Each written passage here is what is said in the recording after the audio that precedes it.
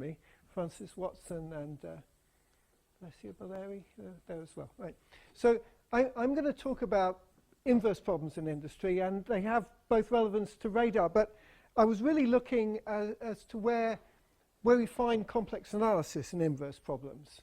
And I decided to actually focus on two kind of examples to showcase use of complex analysis in fundamental ways, which do relate to radar, but they're kind of more easily explained in a couple of other contexts. So how does complex analysis arise in inverse problems? Well, I know of two main ways, and I'm very happy to be proved wrong, because people here know much more about complex analysis than me. But one of the ways we see it, and we've just seen it in the previous talk, is where you have a three-dimensional inverse problem, but you can reduce it to a two-dimensional case, or you can consider a two-dimensional slice, right? So there's a lot of problems in which that holds, and in fact, there's probably quite a lot of problems which aren't really two-dimensional, and so a 2D approximation doesn't work very well, but they kind of use complex analysis methods anyway. But there are some where it's fundamentally two-dimensional because you can measure a slice. So, okay, so inverse problems in imaging often arise from either PDEs or integral equations, and we've just seen a PDE example. Integral equations, think typically of the line integrals of a function, and you want to recover the function, as in many tomographic imaging methods. There's some interesting ones that I'll talk about in which it's a weighted line integral, and that involves complex analysis in a kind of fundamental way as well. The other place in which you see complex methods are in the frequency domain, where actually you're looking at the Fourier Laplace transform with a complexified version of frequency. And so these might actually be three-dimensional problems in the spatial domain, but we've taken a Fourier transform in the time domain, and complex analysis will often appear in those. So I'm going to talk about electromagnetic inverse problems first, and I work on a very wide range of them, some of which are more like radar. But in general, when a lay person asks what I do, I say I make pictures of the inside from measuring on the outside. I mean, so that's kind of inverse problems in imaging in a nutshell. And for example, ground-penetrating radar is one game that you can play. This is used very extensively in civil engineering for finding buried pipes and cables and so on. We also have microwave imaging in security and medicine, and a whole variety of other radar-like problems where we send in radio waves and look at the reflection and or transmission. A kind of low-frequency family of problems is electrical resistivity and polarizability tomography. It's used to locate underground pollution plumes, monitor saltwater ingress, water flow in, well, for example, in damaged dams. I live in Whaley Bridge, above the dam, and so they would have used a method like that to see, look at the integrity of the dam structure. It's also used for industrial processes, monitoring stuff mixing in pipes and vessels. And another thing that's in this family is metal detecting or inductive imaging, where we locate weapons on people or landmines under the ground or unexploded bombs. It's also used in food safety and scrap metal sourcing and finding steel reinforcing bars in concrete and so on.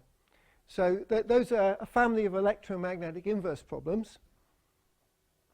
And the approach that I'd like to say a little bit about, because it recently involves complex analysis in a fairly interesting way, is something that we call polarization tensors. Like, this is very confusing because polarization is used in many different ways, and I don't mean the polarization of electromagnetic fields, actually.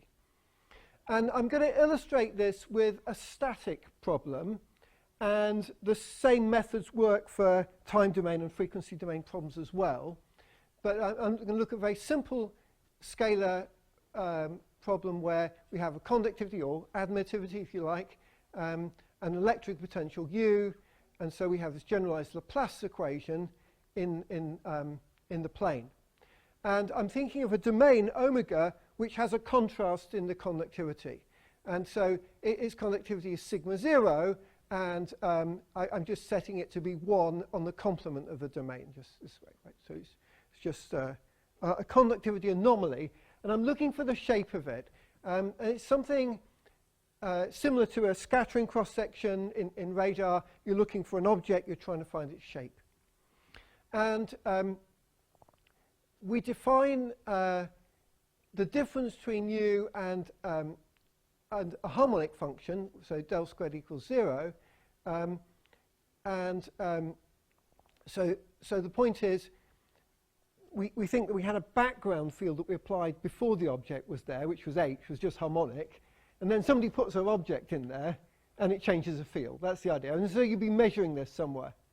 And I'll talk about how it might be used in a little bit.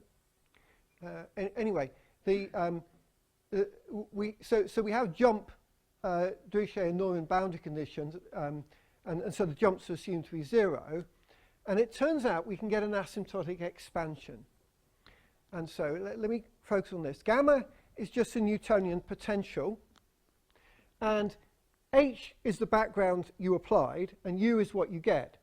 And so the perturbed field can be written as a sum of partial derivatives of the background at, well, the origins inside the object, and partial derivatives of the Newtonian potential at the point that we're measuring. I mean, so the kind of point where we're looking. And then these coefficients, alpha and beta, are generalized inverse, generalized indices I differentiate with respect to multi-indices. So these are kind of coefficients. And the point is they depend on the object and the conductivity, but not where you are. So the thing is, these m's characterize the object, right? So you kind of trying to recognize an object from these coefficients m. And the lowest one, where alpha and beta are just, only one derivative, this is just a matrix or a tensor, but it kind of grows. So we call this m the generalized polarization tensor.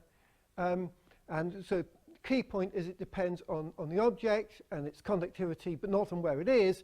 And of course, if the object rotates, the tensor rotates in the normal way. Okay, so if this is any use, we need to be able to calculate these tensor coefficients from a known object, and then we can kind of match them when we see, the measurements from the object. And so it turns out that we can calculate them from the shape of the object in a kind of neat way. And we have this operator, the Neumann-Poincaré operator, which is just the principal value. So it's an operator that takes a function on the boundary and gives you this integral of it. And in terms of this operator, the m alpha beta can be written as this object, which I just want to draw a little bit of attention to. So lambda is just a kind of rescaled conductivity.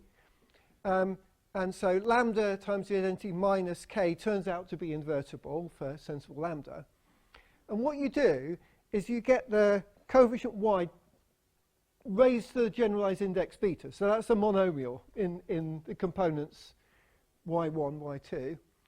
And then you hit it with the operator, and then you take the moments with respect to y to the alpha, and that gives you alpha beta. So, if alpha and beta are just indices of length 1, then, these are just unit basis vectors.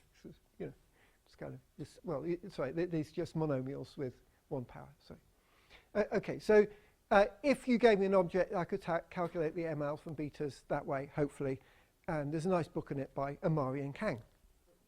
Yeah. In order to find m, you have to solve actually an integral equation. Yeah, but only on the boundary, fortunately. So in fact, it turns out that if you've got the tools that are usually used for boundary element methods, so that you can set up an integral operator on the boundary, then it's quite easy to solve this operator on the boundary. Yeah. I mean, the alternative might be you had to solve the whole field equations using finite elements or something. At least we only have to discretize the boundary. Yeah. Okay.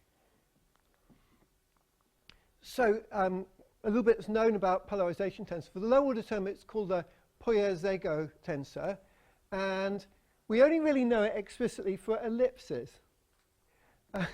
We can calculate them, as we said, but not very well explicitly known. And then you get the eigenvalues of that symmetric matrix, the low order term, and you kind of use that to recognize the object. But it's kind of like the best fitting ellipsoid somehow. It doesn't really tell you any more about it. You can see which way it's pointing, but you can recognize the nearest ellipse. Possibly, weakly electric fish know about this mathematics. And what I mean by that is there are fish that live in the Amazon and Zambezi that stick out electric currents. They have an organ that makes electric currents, and they measure voltages over their body. And they live in murky water, so they can't see much. And they hunt their prey and navigate by making measurements of electric fields, right? And they're very good at recognizing the shapes of objects. And they kind of seem to be better at recognizing if the best fitting ellipsoid is different. So on the basis of this, we once put out a press release that these fish could do mathematics better than I could. Only little. And the TV loved it. I got a TV interview out of that. And so did the fish. So the GPT expansion is obviously more detailed, and it includes information that's more detailed than just the best fitting ellipsoid. And it's not just been done for this static problem. We've also done it for metal detecting, which is a low frequency eddy current based method. It's been done for acoustics. It's been done, at least a low order term, for Maxwell's equations, which is where radar comes in. And you can think of the GPT as an asymptotic expansion of the radar cross section. So where's the complex analysis, you ask? Okay, so here's a nice recent paper that's actually still in, I think it's still in preprint by Choi et al. And I mean, so the point is they're looking for a more explicit way to calculate their polarization tensor. So what they do is they take a conformal map from the exterior of the unit disk to the exterior of the domain. And then they write this as a series. And then, okay, so the thing is, these coefficients are the interesting thing in this series. And it turns out that these coefficients can be solved from operator equations using the Neumann-Poincare operator. They use something called Faber polynomials, and I don't know. I mean, I wish I could say that there's some like really interesting, very new complex analysis that I know is used, but this is old stuff. It's old interesting stuff, but you know. So what are these Faber polynomials? Well, simply they're polynomials, and they're defined as being the coefficients of z tilde in this expansion. So, I mean, you can calculate them fairly easily. And so what they do is, if you remember, my definition of generalized polarization tensor was expanded just in terms of powers of y with multi-indices. And what they do is they define that in terms of the Faber polynomials because they turn out to be a basis of polynomials. So we have kind of Faber polynomial generalized polarization tensors. And then these Faber polarization tensors can be computed in terms of these AN. And so kind of the neat thing is it's now reduced it to, you know your shape, you get your conformal mapping of the exterior, and you know these ANs, and then there's simple algebraic formulas to get the generalized polarization tensors. So actually, my first thought was, right, now I'm going to do the triangle. I mean, you know, this stuff has been known for very many years. No one's done a triangle yet, or anything else other than ellipse. So I've so far failed to do that because I'm not actually good enough at complex analysis, I think. But, you know, in principle, it can be done by conformal mappings. One thing that Choi et al. Did, which is kind of neat, is that they cooked up shapes using conformal mappings so that the lower order terms in the Faber polynomial polarization tensors were 0. So the lowest term 0, which is kind of like cloaking to first order.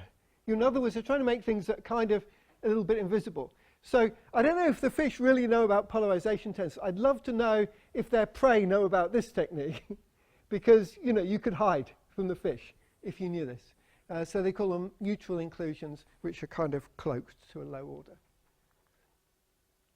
So I work a lot on landmine detection for civilian mine clearance. And we used both ground-penetrating radar and magnetic induction techniques for this. And actually, having worked on it for a while, I realized I was trying to make a not-a-mine detector. And I actually went to Cambodia and saw them trying to dig up mines. And one thing that you learned is mainly they dig up little scraps of metal, all of which have to be dug up to make sure there's no mines, right? So if you can tell quickly that it's not a mine, you can dig it up quicker, and you can have your field back to grow your crops. So we're very much concerned about recognizing objects that are not the metal part of a mine. And as well as the static measurements, we also have frequency domain measurements. We're able to sweep across a range of frequencies. And so we derive the generalized polarization tensors for this metal detector problem. And when we calculate the curves against frequency, the real and imaginary parts of the, well, this is the first polarization tensor. And these are the components. I'm sorry, it's too small to see, but they're the MIJs. And they all seem to have, the real parts go like a sigmoid, and the imaginary parts goes like a hump. It's a kind of familiar thing. You see this quite a lot. But, you know, we thought, is that always true? It's a sigmoid or a hump. If we're going to make it complicated enough shape, can we make it kind of kink a bit? And yes, we can if it's complicated enough. But we really wanted to understand, you know, where the shape's coming from. And we made a little bit of progress on it. And I'll just say a little bit. The references at the end, and I think the PDF will go online so you can look that up. We try to understand this sigmoid and hump. And so first of all, thinking of it as the M tensor as a function of the complex frequency, then we found that that's a meromorphic function, but the poles are on the positive real axis, so actually M's imaginary frequency. And those lambda i's turn out to be eigenvalues of a rather nice kind of curl-curl operator on the domain. So in other words, you can set up an eigenvalue problem for a partial differential operator, and the lambda i's are the eigenvalues, and they turn out to be the poles of this operator. And so that makes a kind of neat connection to inverse spectral theory, which is kind of better studied than the problem we're looking at. And actually, the thing I haven't sort of really said explicitly is it turns out that if there's one dominant eigenvalue, then that produces a hump and a sigmoid. And if you cook something up that's really weird so that it has degenerate eigenvalues or very close eigenvalues, then you get something weird that isn't exactly a hump and a sigmoid. Okay, so it provides a nice connection, and so it involves a Mittag-Leffler type expansion, which to me was kind of fancy complex analysis, but of course very, very old. I mean, it's in Alphors, right? Okay. So I wanted to say a little bit about attenuated radon transform, just because it has a neat complex analysis thing coming in. I'll just say a few minutes on this. You probably know the radon transform, which is the integral along rays. The divergent beam transform is if you start at a point x and you go in a direction theta on the unit circle, then that's just the integral along that line. But the attenuated X-ray transform, attenuated radon transform, involves two functions. F, think of as a density of sources. For example, radioactive sources in a medical imaging technique such as SPECT, but it also could be radioactive sources in nuclear waste. And A is an attenuation coefficient that attenuates the radiation coming off. So the attenuated radon transform is the integral of F along a line, but it's also the integral of the exponential of the integral of A along a line. So F's the density of kind of emitters, and A is the attenuation.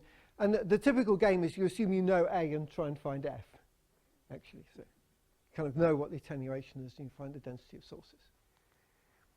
Okay, so this is an integral problem, but actually most integral kind of inverse problems turn out to be PDEs in disguise. And the PDE is a kind of transport equation. So the flux phi, depending on position and direction, is the amount of the radioactive stuff flowing in each direction. And it satisfies a first-order PDE, where by theta dx, I mean the directional derivative, and A is the attenuation, so it's just a first-order PDE with this weight. And that's equal to F, which is the source density. And all you do is you consider the solution of the initial value problem where at minus infinity it was 0. Right, so going back outside the object, 0. And then what you measure is the data at infinity, it tends to infinity. And it turns out that the limit as s tends to infinity of this flux is the weighted. Okay, so I wrote very quickly. So Novikov made a fundamental contribution to this, showing uniqueness, but also explicit inversion. And I just copied the theorem from Novikov's paper, I'm afraid. Just kind of, I want to point at it and, show you some features. Because in the end, he says, look, here's a reconstruction formula for F. And you can tell that it's complex analysis, right? Because there's d by dz. But there's lots of kind of other interesting ingredients that come into it.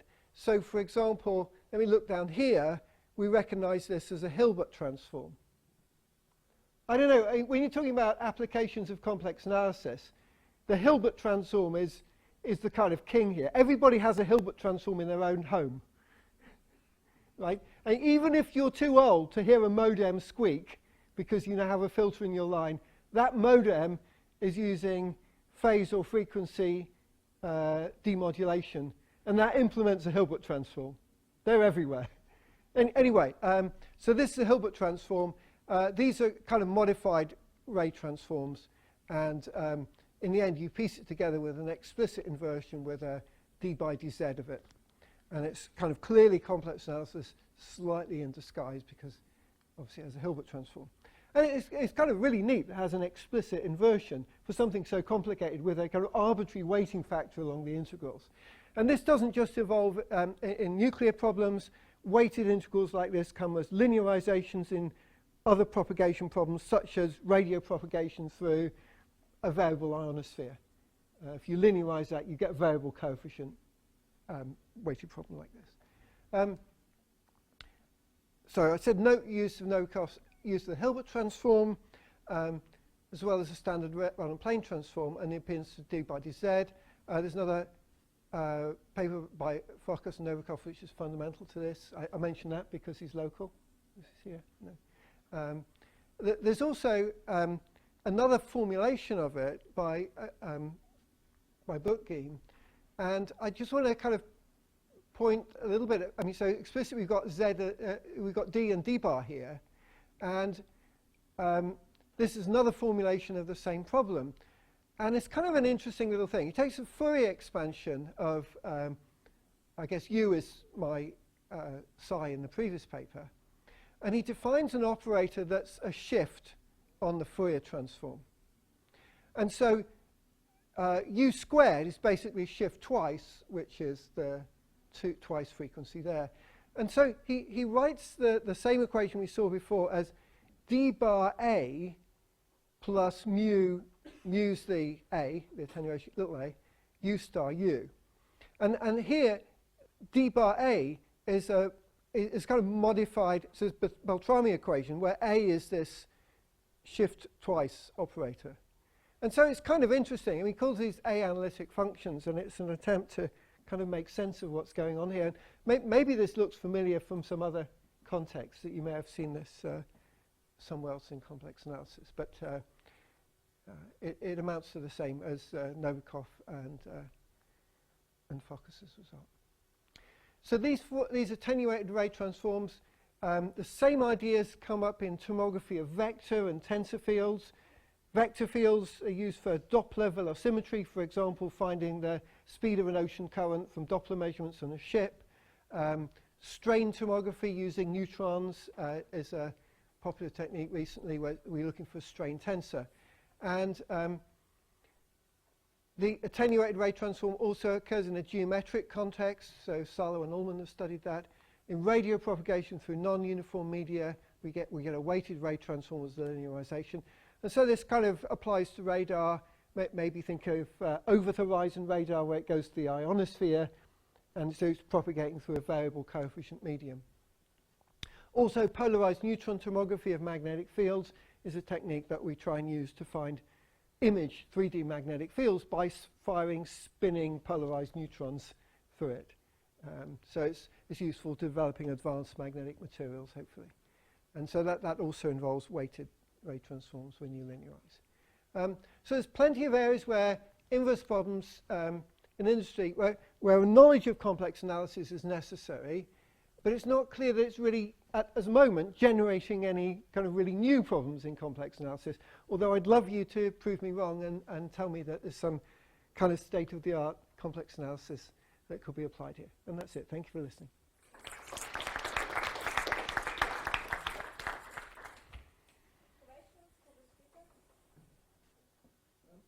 Don't quite know where to start. Covers such a large area. When you're talking about the inverse spectrum, were you referring to homomorphic signal processing and complex spectrum and those sort of ideas? There are a lot of spectral inverse problems where we measure a frequency parameter. Anything from electromagnetic problems where we sweep frequencies to diffraction methods using particles or waves where we measure a diffraction pattern for each ray, which could even be a two-dimensional spectrum.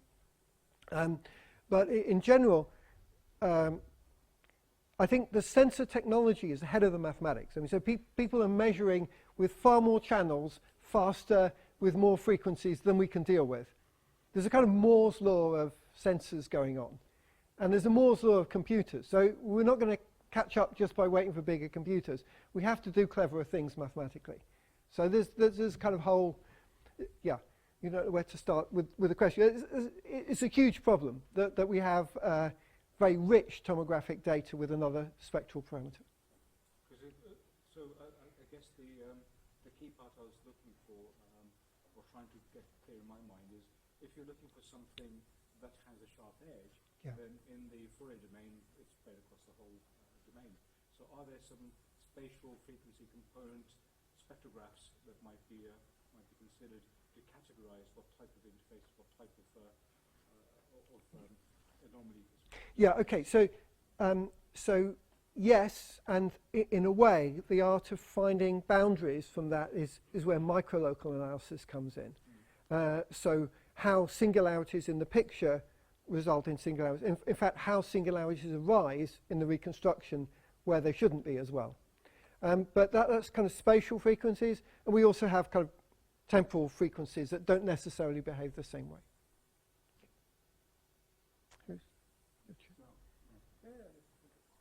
One of the problems you looked at the beginning, or you mentioned, seemed like a two-phase Healy-Shaw kind of problem. I don't know if you know about it. You have Laplace's equation on two different domains because sigma jumps. Yeah. Okay. Yeah. And then you have a continuity across the boundary. Yes. So this is, of course, you didn't put any dynamics into it, but nonetheless, there is. When you have a one-phase flow, there is connection of this moment problem, Right. Known as Richardson moment, and this is of course a different problem because you have two domains. Yeah. So in a sense, I was wondering.